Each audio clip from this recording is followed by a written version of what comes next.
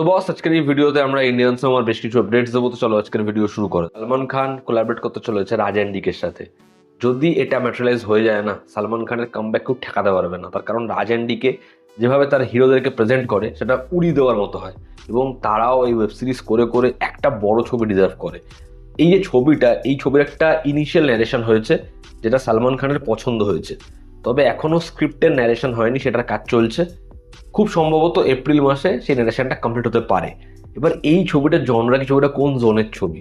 এই ছবিটা একটা অ্যাকশন কমেডি, তবে এই ছবির যে কমেডিটা সেটা জানি আমরা যে বাদবাকি বলিউডে যেরকম ধরনের ননসেন্স কমেডি হয় সেরকম ধরনের নয়। রাজ অ্যান্ডিকে যেহেতু ছবির সাথে যুক্ত রয়েছে, এবং সব থেকে ইম্পর্টেন্ট, এই ছবিটা একটা সুপার হিরো ফিল্ম হতে পারে। দেখার এই সুপার হিরো অ্যাকশন কমেডি ফিল্মে সালমান খান কি যুক্ত হয়? কারণ সালমানের একজন ভালো ডিরেক্টর লাগবে, তাহলেই বাদবাকি কাজ তারা করে দেবে। এবং সালমানের মতো ফ্যান ফলোয়িং খুব কম অভিনেতার রয়েছে, সেটা যদি প্রপারলি কোনো ডিরেক্টর ব্যালেন্স করতে পারে, ছবি জাস্ট বক্স অফিসে আগুন লাগিয়ে দেবে। আমি চাই সালমান খান রাজ অ্যান্ড ডিকের সাথে কোলাবরেট করুক এবং একটা ব্যাপক অ্যানাউন্সমেন্ট আসুক। সব ঠিক থাকলে 2026-এর নভেম্বর মাসে এই ছবিটা ফ্লোরে যেতে পারে। এবার দেখার বাদবাকি জিনিসপত্রগুলো ঠিকঠাক বসে কিনা, সালমান খান রাজ অ্যান্ড ডিকের সাথে কোলাবরেট করে কিনা। আমি চাই এটা হোক। পরবর্তী যেটা আপডেট, ভাগাম ভাগ 2, এই ছবিটাও হেরাফেরি 3 এর মতো খুব বড় সমস্যায়, এবং আর্টিস্টদের ডেট নেওয়া হয়ে গেছে মার্চ মাসে। 25 দিন সবাই অ্যালট করেছিল, সব শুটিংয়ের সব কিছু রেডি ছিল। তারপর লিগ্যাল নোটিশ পায় ছবির প্রোডাকশন হাউস এবং ছবির ডিরেক্টর। তার কারণ হচ্ছে এই ছবির যে ডিরেক্টর রাজ সান্ডালিয়া, সে একতা কাপুরের প্রোডাকশনের সাথে 3টে ফিল্মের চুক্তিতে ছিল।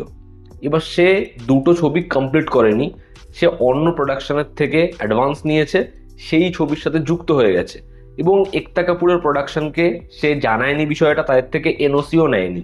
এবার যে কারণে এই প্রোডাকশন হাউস তার আগেইনস্টে স্টেপ নিয়েছে, এবং তার এই ছবিটার কাজ বন্ধ হয়ে গেছে। সব কিছু একদম রেডি ছিল, তারপরেও কাজটা বন্ধ হয়ে গেছে। এবং প্রোডাকশন হাউস কিন্তু কেপ গুড ফিল্মসকে, মানে অক্ষয় কুমারের যে প্রোডাকশন হাউস যারা বর্তমানে ছবিটা প্রডিউস করছিল, তাদের আগেইনস্টেও কেস ফাইল করেছে যে তারা কি করে একজন পরিচালক যে অলরেডি অন্যান্য ছবির জন্য অন্য প্রোডাকশন হাউসে যুক্ত রয়েছে তার সাথে কাজটা করতে পারে।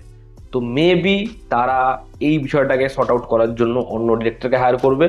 তবে কমেডি ছবির জন্য রাজ সান্ডালিয়া ভালো চয়েস ছিল। দেখার কোন ডিরেক্টর ভাগাম ভাগ সিকুয়েল সেই ছবিটা করতে রাজি হয়, তার সাথে যুক্ত হয়।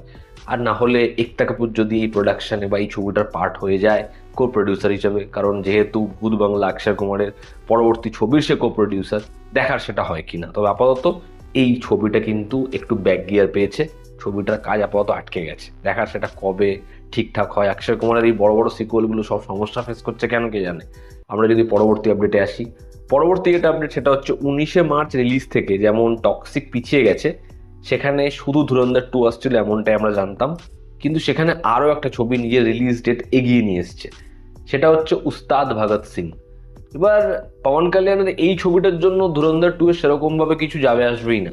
তবে হ্যাঁ, তেলেগু বেল্টে একটা হিউজ চাঙ্ক অফ মানি কিন্তু ধুরন্ধর 2 কালেক্ট করতে পারতো, যেখানে একটু হলেও একটা বেরিয়ার সৃষ্টি হবে, কারণ সেখানে পবন কালিয়ানের একটা হিউজ হিউজ ফ্যান ফলোইং রয়েছে। দেখার ধুরন্ধর 2 বক্স অফিসে কি নাম্বার আনে, উস্তাদ ভগৎ সিং সেই ছবিটা হবে কেমন, সেই ছবিটা বক্স অফিসে কিরকম ফলাফল করে।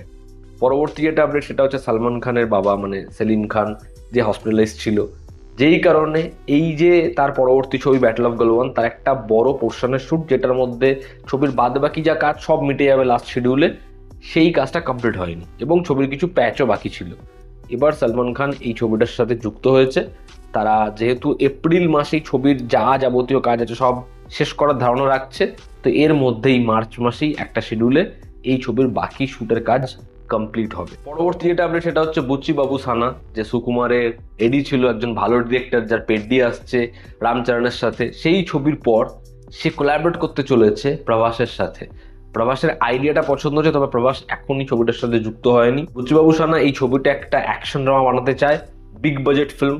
দেখার প্রভাস কি এই ছবিটার পার্ট হয়, দেখার সে। ধুরন্ধর 2 এর থেকে টক্সিক রিলিজ ডেট সরিয়ে 4th জুন করেছে।